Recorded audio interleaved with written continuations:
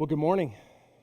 Happy Easter. Welcome to New Life. For those of you that have never been here before or haven't been here in a long time, we're so grateful to spend an hour or so of your Easter Sunday morning with us. We know there are other places you could be, other things you could be doing. You chose to be here with us. We just don't ever take that for granted. So thank you so much for spending this hour with us. As Steve said in the welcome this morning, we are in a very long series of messages here at New Life called The Jesus Project. The Jesus Project is our attempt as best as we can from beginning to end to look at everything that Jesus said and did as we have it recorded in the four Gospels and ask ourselves if maybe somewhere along the line we have gotten some wrong ideas and some bad misconceptions and preconceived ideas about who Jesus is that we could strip away. And maybe there are some other things that we could put in its place that would better serve us as we try to follow Jesus. We are in the middle of that very long series of messages, but for today, we are going to fast forward to the end because it's Easter, and Easter is sort of the end, but not really the end, really an end, and that's kind of what we're going to talk about this morning. So, a few years ago, I was going through a real difficult personal season in my life. A lot of different factors were kind of converging all at once. And one of the ways that I found myself trying to process the emotions and the difficulties of the things that I was experiencing at that time was I was writing a lot of poetry, and it gave me an opportunity, sort of gave me license. I mean, obviously I write sermons all the time, so I write a lot of this sort of writing, but I didn't have that sort of creative kind of writing, and it gave me just a little bit of a space and a little bit of a way for me to express what I was thinking and what I was feeling. It allowed me to wrestle through my own questions and my relationship with God, gave me some space. In a lot of ways, it turned into some opportunities for me to pray and express what I was hoping and what I was wishing and what I was expecting and what I didn't expect and all those sorts of things that I think are human emotions when it comes to dealing with difficult stuff in our lives and trying to figure out how does God fit into that piece of our lives. This is what I wrote. One of the things that I wrote like I have notebooks and notebooks and notebooks. I'm just choosing to share one of them with you this morning. I wrote it this way: there is no once, for upon 1,000 times at least or more, the tale is told with but varied shades, and having ended, resumes. For which tale is cut off, but it does not spring up in some other guise, and of which end can it be said the end, and not merely an end, which is not also a beginning and a middle to a grander story moving steadily to its own never end. It was my attempt, as best as I could, and people who are a lot wiser and a lot more creative than me have said it probably in better ways and different ways, to express this idea that there's inside of us as human beings, there is this hope that when we find ourselves coming to what feels like the end of some part of our human story, there's always a part of us that is hoping for something new to come on the other side of the thing that feels like the death of ourself, the thing that feels like it's so heavy inside of us and maybe so heavy sometimes outside of us. There's always this piece of us that recognizes, right, there's this hope that something new would come again, because this is the story of human beings. Right? There is no story which has just the beginning and just the end and is not crossed over by 1,000 other human stories. That your story, that as isolated as you might think it and as isolated as I might think my story is not isolated from thousands of other human stories. And your story might feel like it has a beginning and an end. My story feels like it has a beginning and an end. But the reality is, right, there are 1,000 other stories that are springing up every single day out of your story and my story. 1,000 other people's lives are crossing yours and are being touched and impacted by yours. There is no once upon a time, there's 1,000 upon a times, right? Because every human story, no matter what date we put at the beginning of the tombstone and what date we put at the end of the tombstone, every human story touches so many other lives and stories as it goes. And the Jesus story is no exception from that. For instance, I could tell you, my story begins. I'm going to share a little bit of my story. My story begins on October 12th, 1975. I was born to, I've told you before, two hippie parents, Butch and Cindy McNamara. And I was born in a little town in north central Connecticut, And that was the beginning, as far as I can tell, of my story. But you know, and I know, that in order to really tell my story, I would have to back up another generation. I would have to tell you a little bit about Butch and Cindy and how they met. And I would have to tell you that they grew up in the same town in Manchester, Connecticut, just a few blocks away from each other, but because they were 4 years apart, they didn't really know each other until my mom started working for my dad at a Mr. Donut shop. Not Dunkin' Donuts, Mr. Donut. Mr. Donut shop, where my dad was the manager and my mom worked for him. They met, they fell in love. They got married, and eventually they had kids. They had one, I was the first one, and then there are 3 others after me. But if I were to tell you Butch and Cindy's story, we would have to back up another generation. We have to widen the lens just a little bit. I'd have to tell you a little bit about, on my dad's side, my grandfather, Bert, and my grandmother, Peg. Margaret, really. She'd probably get mad at me if I called her Peg, but that's how everybody else called her. Bert and Peg. I'd have to tell you about my grandfather's childhood bout with polio that left him essentially crippled, so that when he mowed the lawn, he had to use the crutches to crutch along behind the lawnmower while he mowed the lawn, while my grandmother raised 7 hellions.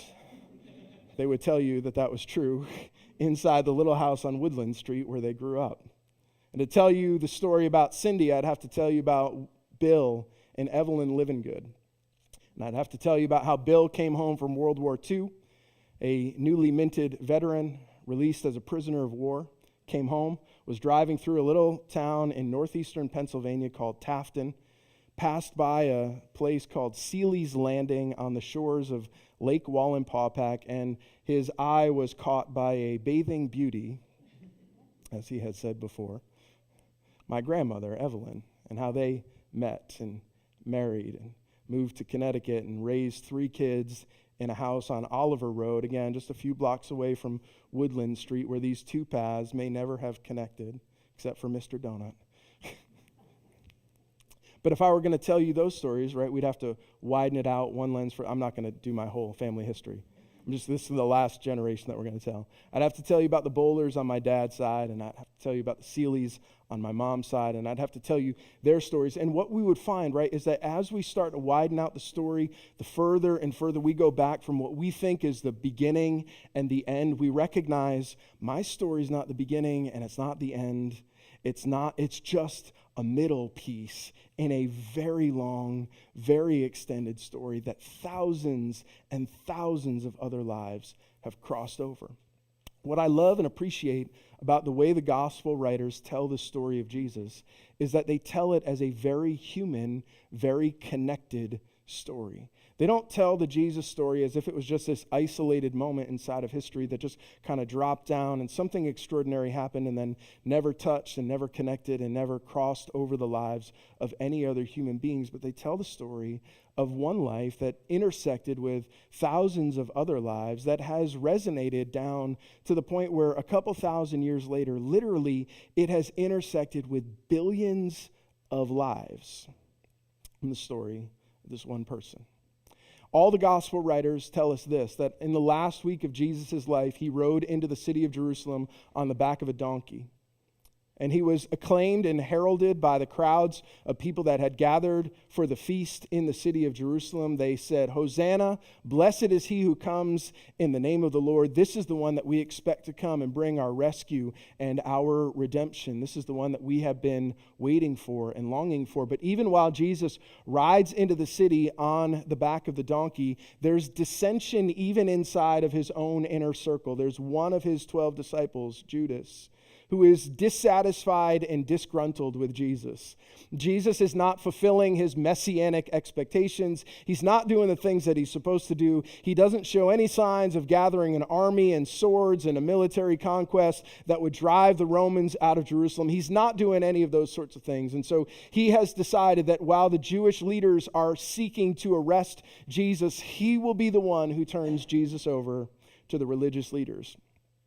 And on a Thursday night, after Jesus and his disciples have their last supper together, Jesus goes with 11 of them into a garden outside the city of Jerusalem, a place called Gethsemane, And he goes to pray. And while he goes to pray, Judas has made his way out to the religious leaders who have sent a detachment of their guard from the temple to arrest Jesus and try him. Jesus is tried in front of the Sanhedrin, the entire religious and political power structure of Israel in his day. And they accuse him of two things. They accuse him of speaking against God and accuse him of speaking against God's temple. And they put those two things together and they say, this guy, Jesus, is dangerous to us. He's blaspheming against God and he's saying things like he's going to tear down the temple and all this weird stuff that he says that we haven't got to in the Jesus Project, but we'll get there. And so they convict him. And not having the authority to execute him themselves, they send Jesus to the Roman governor Pilate, who has the authority to carry out an execution.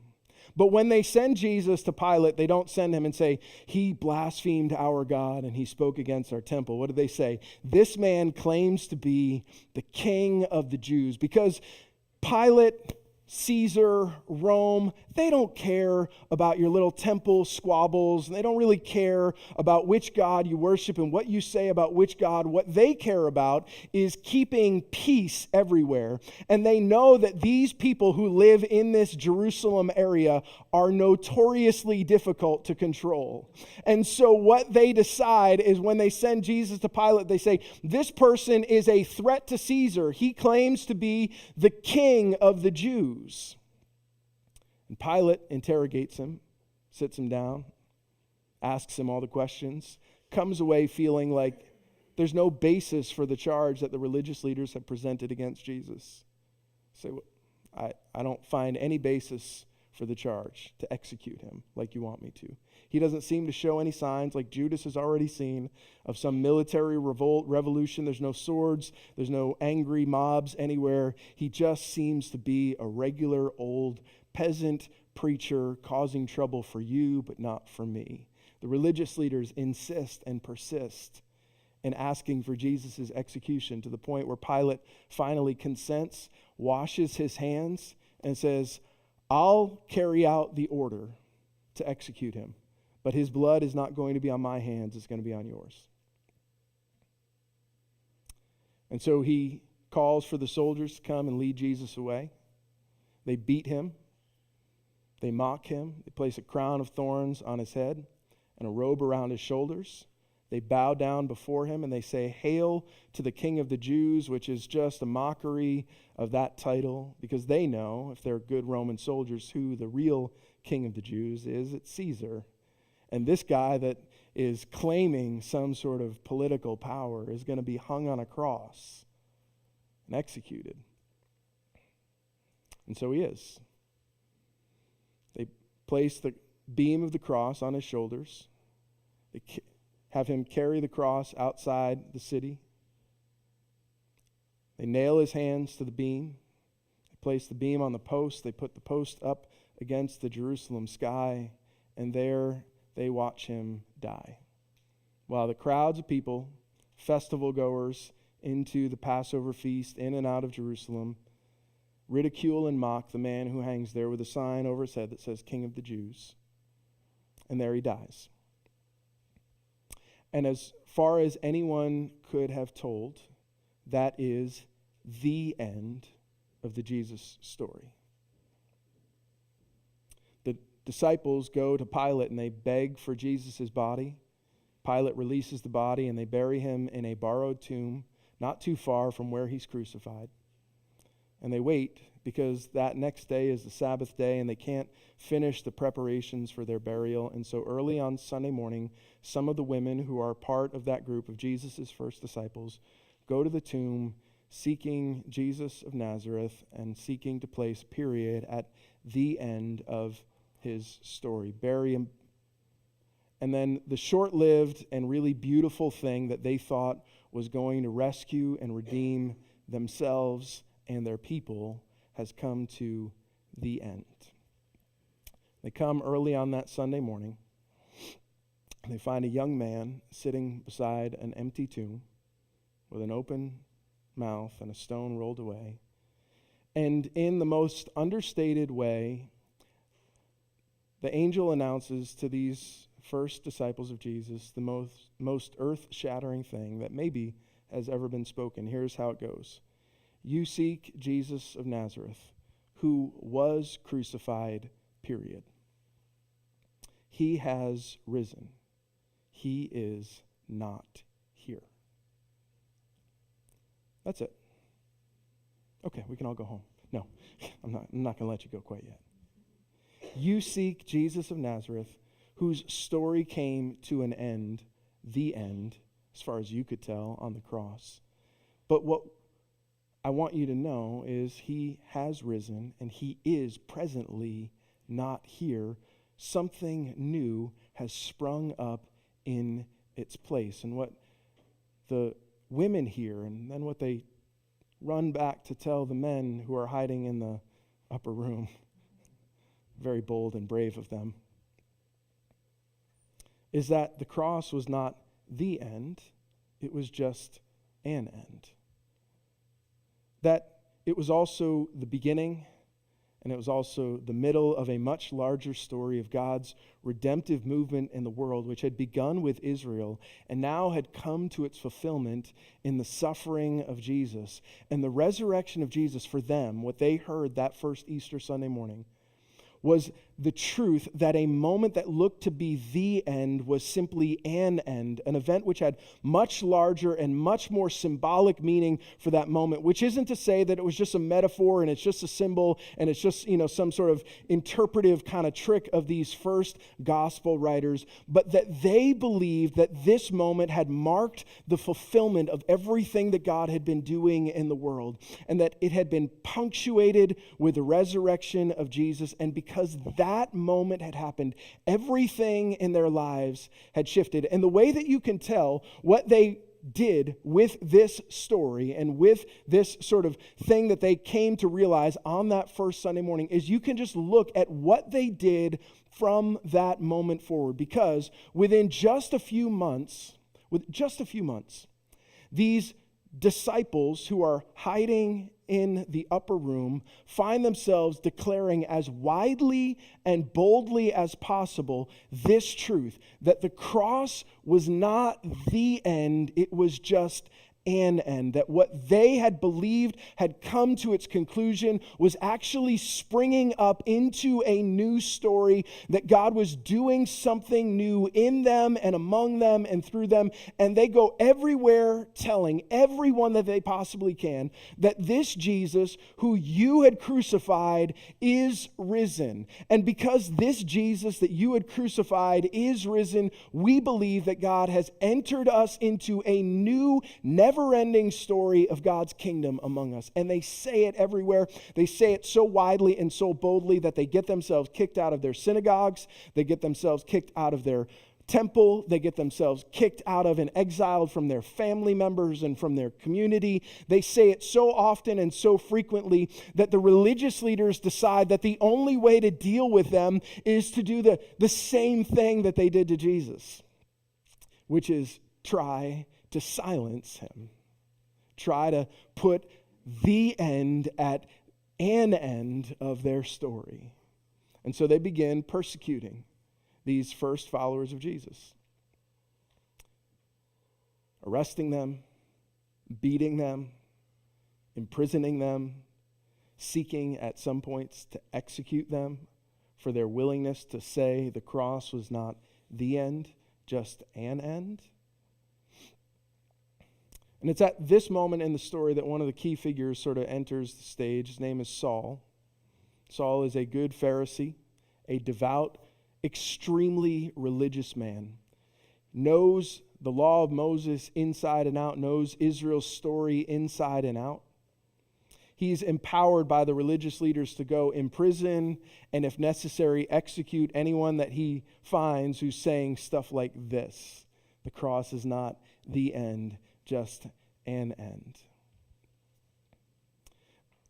And Saul goes laying waste to these early followers of Jesus everywhere that he goes, until something happens that is otherwise unexplainable unless we take his word for it.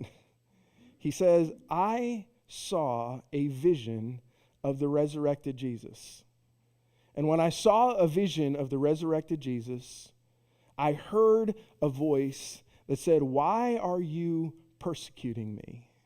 Why are you seeking to put a period at the end of this story?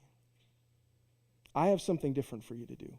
And Saul becomes the Apostle Paul, who goes everywhere from that moment that he possibly can, as widely and boldly as he possibly can, declaring everywhere that he goes, the cross was not the end, it was just an end.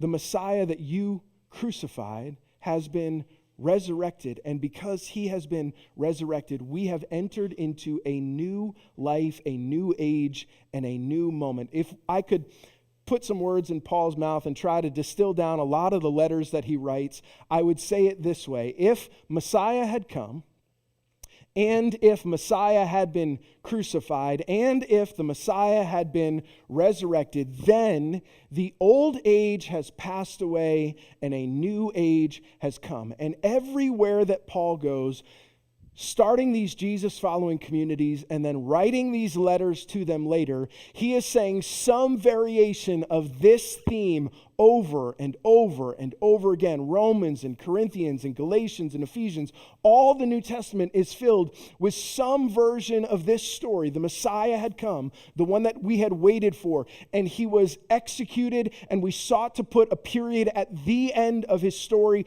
but we discovered that it was not the end, it was just an end, because God raised him from the dead. And because this happened, because this is what happened, not because I dreamed it, not because it was some figment of somebody's imagination, but because this happened, an old age has passed away and a new age has come. And so Paul would say it something like this in some of his letters. In Galatians chapter 2, he says it this way: "So I have been crucified with Christ. So it is no longer I who live, but Christ who lives in me. And the life that I now live, I live by faith in the Son of God, who loved me and gave himself for me." I have been crucified with Christ. It is as if when Jesus hung on that cross, my old life ended with him. And now, in the present, in this moment, I have come alive to a new life in Jesus because he was resurrected. Not because there was an end, a period at the end of that story, but because he raised me to life. Because the Son of God loved me and gave himself for me. Or he'll say it like this in 2 Corinthians chapter 5, verse 17. He says it this way: "Therefore, if anyone is in Christ, he is a new creation. The old has passed away, and behold, the new has come." What was my life previously has come to its conclusion and to its end, and in its place, some new story has sprung up. Something alive is in me, carrying me forward from this moment, so that I can say, not just my life, but the life of the entire world. Right? It's a huge claim that Paul makes. Not just for me, but for the entire cosmos, the entire universe. The old has passed away, and behold, something new has come in its place. And everywhere that Paul goes, and everywhere that James, the brother of Jesus, goes, everywhere that John, follower of Jesus, goes, and when Matthew writes his gospel, and Mark writes his story, and Luke writes his story, and these men collect their stories and their narratives about Jesus, and they keep telling this story over and over again, here's what they say: the resurrection of Jesus is the end, and it is also the beginning.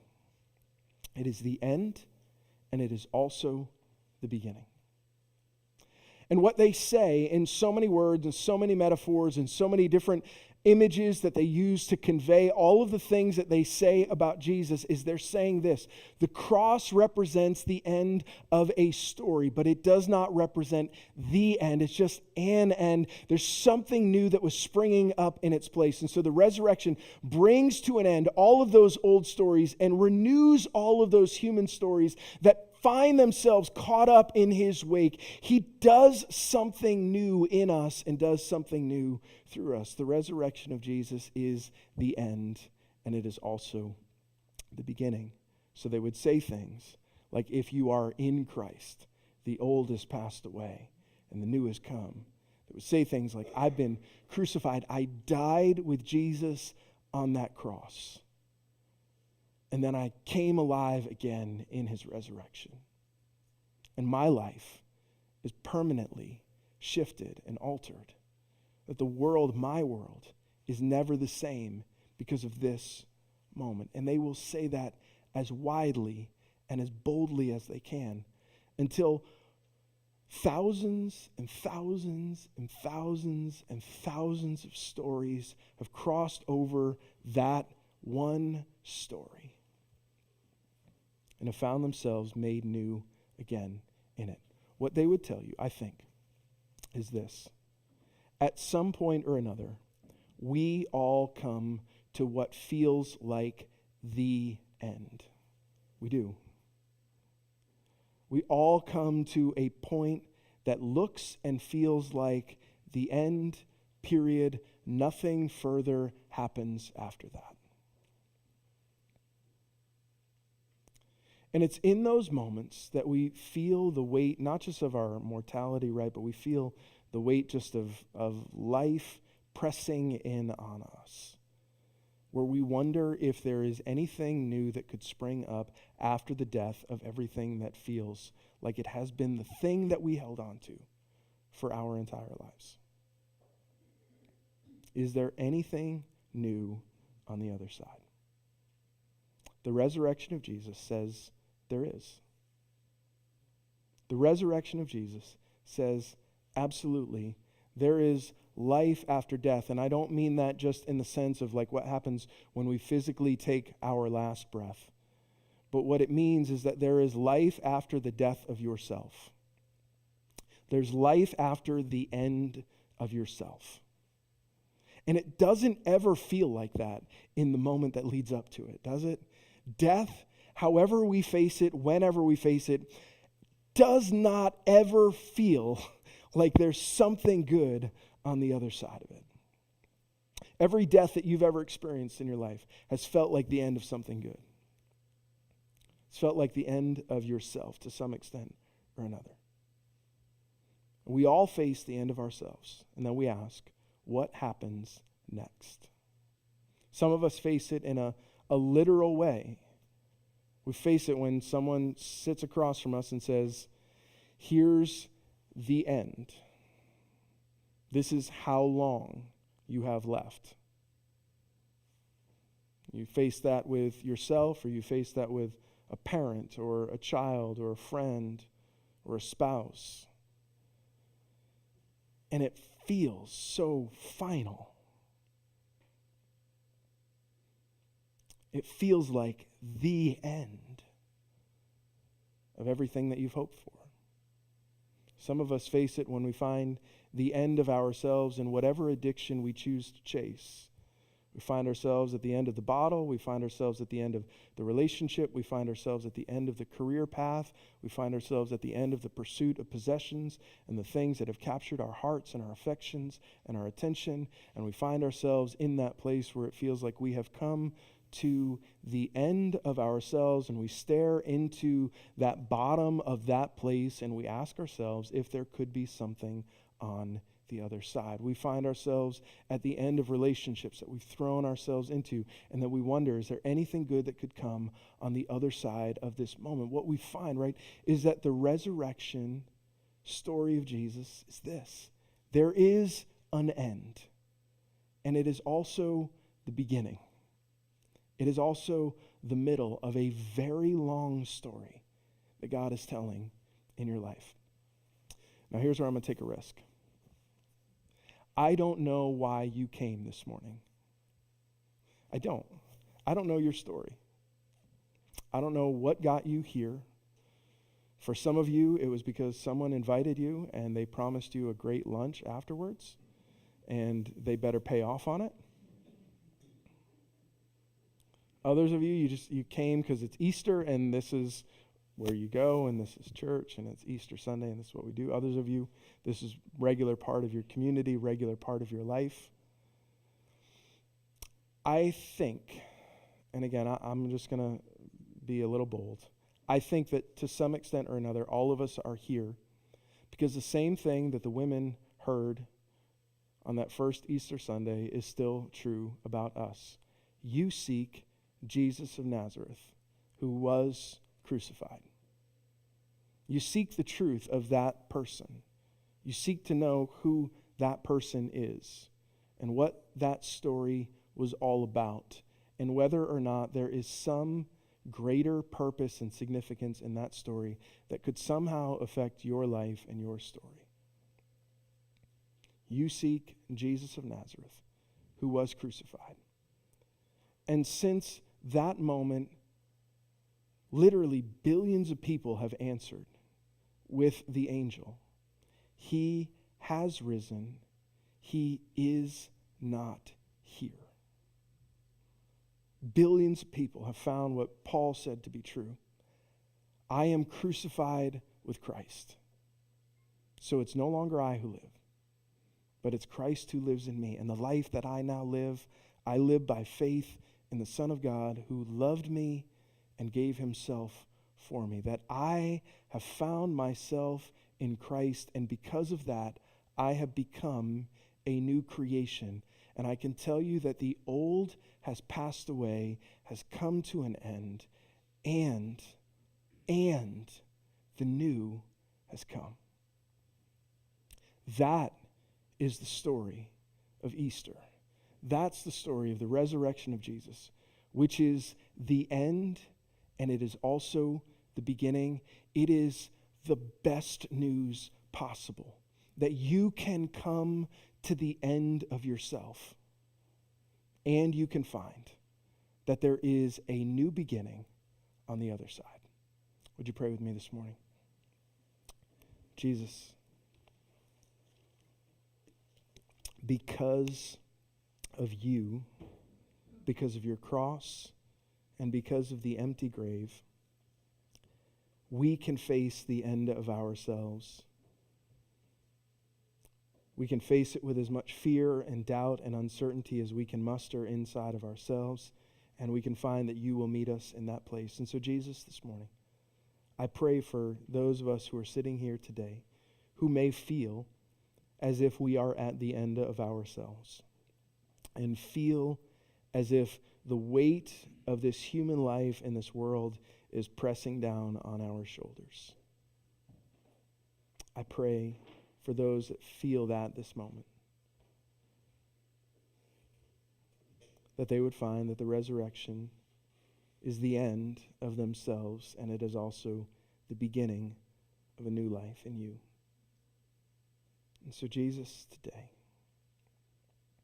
take that old life. Let it pass away. Let it die with you on the cross so that it can be resurrected to something new with you.